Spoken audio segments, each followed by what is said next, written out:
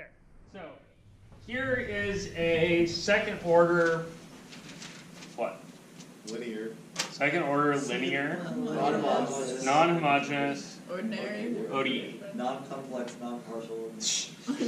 Okay, Non-constant. so, yeah, please note this is not something you guys know how to solve the homogeneous version of off the top of your head. So I'm going to tell you that the homogeneous solution to this thing is C1x squared plus C2x.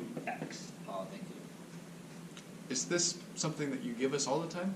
I'm going to give you that today. If you wanted this in general, if you have an x squared and an x here, Slap a C1 and C2. then you can guess y is x to the r, Guessing this is linear. and then you'll come into a similar thing. Like you'll get a quadratic, you'll need to solve it. It's got two roots. They're 2 and 1. Here you go. Bob's your uncle. Is it x to the r? What's that? Is it x to the r? Yeah, that's x to the r, as opposed to e to the rx, right? Right. Which would be my first guess. Yeah, which would be your first guess, and in this case wouldn't work because the x's are in the way. So if we had They the just x in the natural third animals, term right? though, would we have to adjust this y sub h equals things and stuff? Yeah, if you had an x to the third term here, you'd be kind of screwed. If you had an x to the third there, you'd be kind of screwed. Like this works over here. Yeah.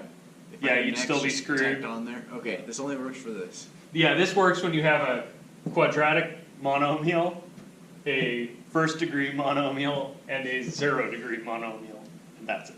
Okay, so This is a little bit like Bernoulli, right? Are you always going to give us the y homogeneous thing then? I won't give it to you if you know how to solve that. Gotcha.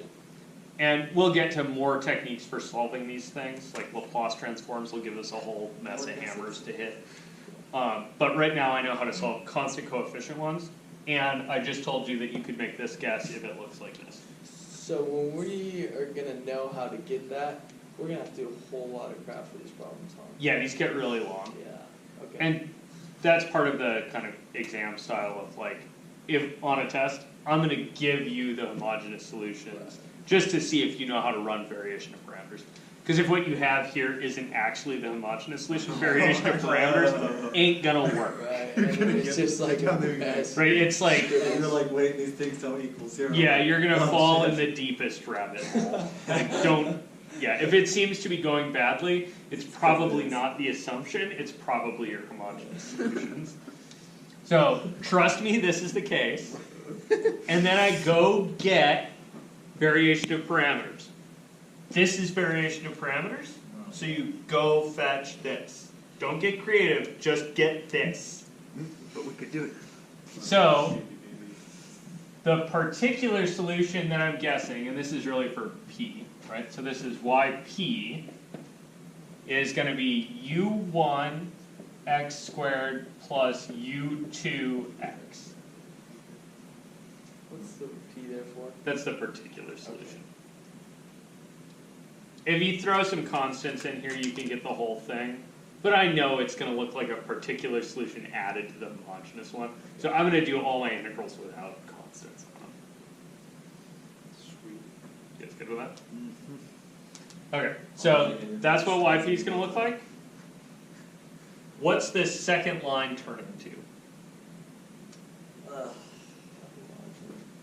Just So that's going to be u1 prime, Oh, and then x what's squared plus yh1?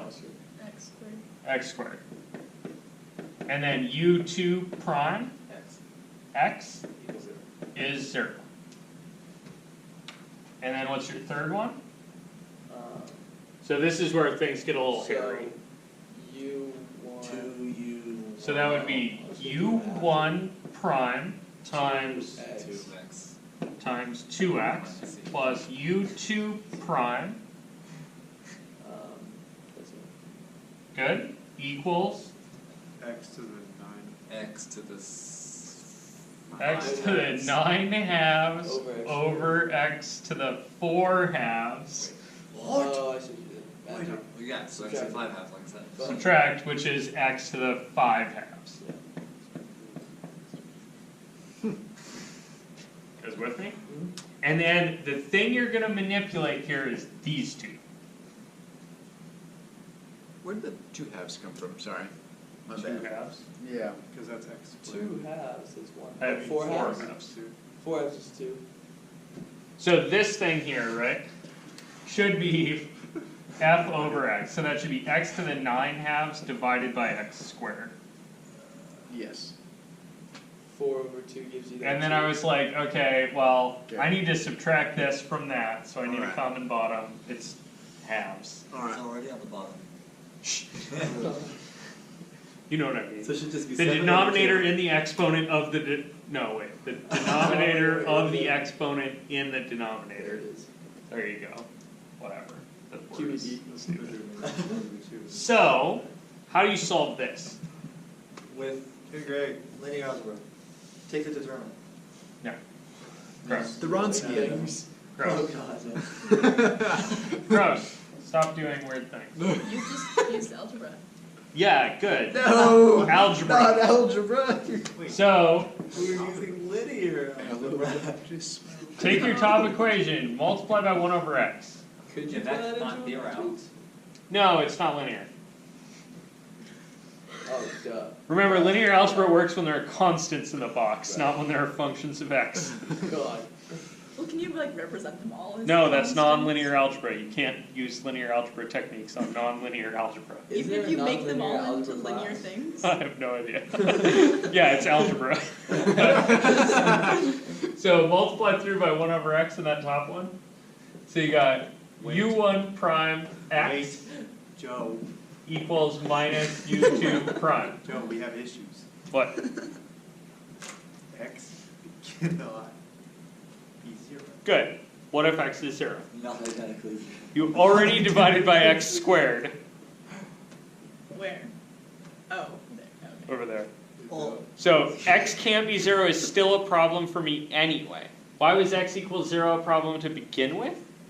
because. Well it would shit, be if a- x it would be is a 0, first this isn't degree even a example. second order differential equation, right? It would That's just not be, even a true it'd just be statement. like, So remember, right, the Wait. existence and uniqueness theorem only applies so long as that first function's not 0.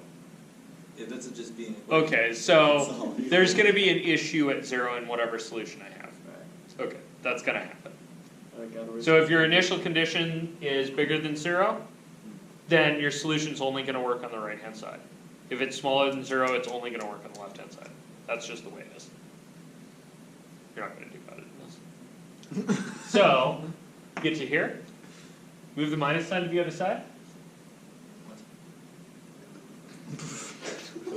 multiply by -1. Well, now you're supposed to divide by -1. So I multiplied by -1 over x, and also added something to the other side. I did algebra. Whack. There it is. Much algebra. Then take that and do what with it? The D. This is Plug separate. it in. No, it's not. Plug it in down there. And So you got u1 prime times 2x minus u1 prime times x is x to the 5 halves. Divide by x. If you have 2 x's and someone takes one of them away, we'll combine like terms. Well, yeah, but I mean after you do that. Okay, fine, we'll divide by x. So you got u1 prime times 2 minus u1 prime, It's just u1 prime equals x to the 3 it's halves. minus u1 prime. Damn it. Oh no, it's regular, sorry. Oh, I did this a different way. So it's u1 prime equals x to the 3 halves. Yeah. And so that would be u1 is 2/3 x, no, 2, 2, just 2. no. Damn it. What's the one higher 2 power than fifths. 3 halves? 2/5. 2 fifths x to the 5 halves. Ah, so many fractions. plug that back in. And really plus a constant, right? And again, I'm not doing the constants. Right, because it's variation parameters. So u2 prime, Yeah. right? Back up here, is minus u1 prime. So I know what u1 prime is, it's this. So it's minus x to the, wait, they separate the difference in x. What? Yep, so it's minus x Oh. times x to the 3 halves. So that's minus x to the 5 halves. Uh-huh. So I got u2 is Negative minus 2 over 7 x to the 7 halves. Wait, so we condensed one second order differential equation into another differential equation that condensed into two separable differential equations Yep, with a nice system of said separable differential equations. yep. Just so we can So- plug that back in. Variation of parameters is a bit of a bear, right? What happened? Step two. Yeah, step two. Okay, so that's 2e prime. Oh, there it is, right here. Minus one. Oh, that's what happened. Combine like terms. Yeah, That's what I was yeah. having help done with right here. So What? if you have 2 apples and Gabe takes one and runs off, you're left with. It's just like I know. really You're left with funky. that. The 2 was in front of the U, I would be like, oh yeah, no problem. So if I had written this, it That's would why- have been yeah, all I would've good. had to- Oh, yeah. Yeah. That's why this I really says seriously 2 would've- u prime x, Yeah. Joe. Alright, Yeah. I guess it's all perspective. Yeah, you know. Okay, so in the end, I got u1 is 2/5 x to the 5 halves, and u2 is minus 2/7 x to the 7 halves. What do you do with that? Plug it back Plug in. it back in. Good, that goes back into your original gas with constants. Wait, why would you go back there? Wait, doesn't it go into UYP? Why wouldn't it go back Yeah, it goes in. Oh, sorry, back here. Yeah, okay. Thank you. there? Oh. So, you have ultimately gotten here Make another gas cave. that yp is Just factor you, 2/5 x to the 5 halves x squared plus So nasty. negative 2/7 x to the 7 halves times x. Equals x to the. Equals No. YP. Yeah, so that's yp, right? Yeah. And that's x to the 5 halves times x squared is x to the 9 halves. Close And x to the 7 halves times x Oh, it's is also 9 halves. also x to the 9 halves. And so your particular solution is whatever the hell 2/5 minus 2/7 is. 2x 9 to the. So that would be- What terms are that? That's 14 35ths, and that's minus 10 35ths. So, So you have 4 35ths x to the 9 halves is your particular solution. Sounds reasonable. And so y then, your general solution is 4/35ths x to the 9 halves. Wait, what was that? where's the homogeneous part? Because that's where I need first. C1 x squared plus C2 x plus 4/35ths x to the 9 halves. And then we differentiate twice and to check to see if we got it right. Yep. okay, so this is like we did the other day where we solved for that other thing, and we just tack it on again. Yep. Okay. Yeah, so in the end here, you're gonna get a general solution that's made out of Terrible. the homogeneous part here Oh, YH was my P, yes. Right. and the particular part there. That's an important note to have. Right? So variation of parameters here is a bit of a mess, but basically what it does is it takes your second order non-homogeneous differential equation and turns it into a system that you can then turn into two easy first order differential equations. Solve those, back sub everything, and get back to your general solution. This is just the second half of that problem. Yeah, and this was just the second half. The first half was to find the homogeneous solutions, right? So, welcome to differential equations. I didn't show you this on the first day for a good reason. Because you all would have been like, This is what I I dropped. was checked out so This is fast. what I dropped last semester. I was like, I walked in and he's like doing this. I'm like, I don't have time for this. So, But none of it's particularly hard, right? It's just The same like you, stuff we've been Yeah, doing. you just have to- More of it. like you have to have the confidence to be like, I got the algebra to deal with this shit. Ah. And it's mostly just the algebra, right? Struggling to multiply. Yeah, Struggling they- to file. Like turn Struggling to.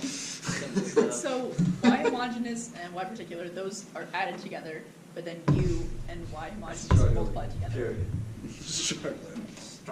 So the I just- u's are multiplied by each part of the homogeneous solution, right? They're the coefficients. And it just so happened in this case, right, that these two things combined into one term. That doesn't have to happen. Okay. Sometimes it won't. It's just we're solving for the y particular and not u, so then you don't multiply it by y homogeneous, you add it. Yes. Yeah, we're solving for the particular solution. And if you kept the constants here, so if in the end you ended up with y1 is this plus c1 and this plus c2. You guys see that? A different If you C1. kept those on there, then just like in the first order case, you would get the whole y instead of the homogeneous part and the particular part. But I find this to be a bit much to keep track of here. I already had to have the homogeneous thing, so I prefer to just start there and know that I need a particular thing and forget all the constants. Makes your life a little easier. Okay. But if you keep them, you'll get back to the right thing. Cool? Why not?